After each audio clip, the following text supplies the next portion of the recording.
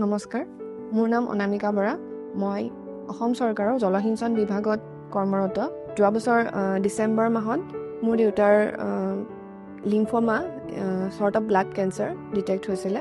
তাৰপাছত আমি doctor B Barua cancer ইনষ্টিটিউটত ডক্টৰ আসিফ আহমেদৰ আণ্ডাৰত তেওঁৰ চিকিৎসা আৰম্ভ কৰিলোঁ। মই 2024 অসম আয়ুষ্মান অসমৰ মুখ্যমন্ত্ৰী লোকসেৱা আৰোগ্য যোজনাত মই ৰেজিষ্ট্ৰেশ্যন কৰি থৈছিলোঁ আৰু তাৰ পাছতে মই এপ্ৰিল মাহত দেউতাৰ যিখিনি আমাৰ চিকিৎসাত প্ৰথম ফেজত যিখিনি খৰচ পাতি হৈছিলে সেইখিনিৰ কাৰণে মই ৰিম্বাৰ্চমেণ্টৰ কাৰণে মই এপ্লাই কৰিলোঁ আৰু মই যিখিনি ক্লেইম কৰিছিলোঁ তাৰে মই মেজৰিটি এমাউণ্ট 8.8 লাখ মই বহুত সোনকালে ৰিম্বাৰ্চ কৰি দিলে চৰকাৰে। গতিকে এইটো এটা আমাৰ নিচিনা চৰকাৰী চাকৰিয়ালৰ কাৰণে, আমাৰ নিচিনা এটা মিডিল ক্লাছ ফেমিলিৰ কাৰণে বহুত ডাঙৰ সকাহ বুলিয়ে কৈছোঁ। আৰু অসম চৰকাৰক মই এইখিনি সুবিধা আমাক দিয়াৰ কাৰণে মই বহুত কৃতজ্ঞতা জ্ঞাপন কৰিছোঁ।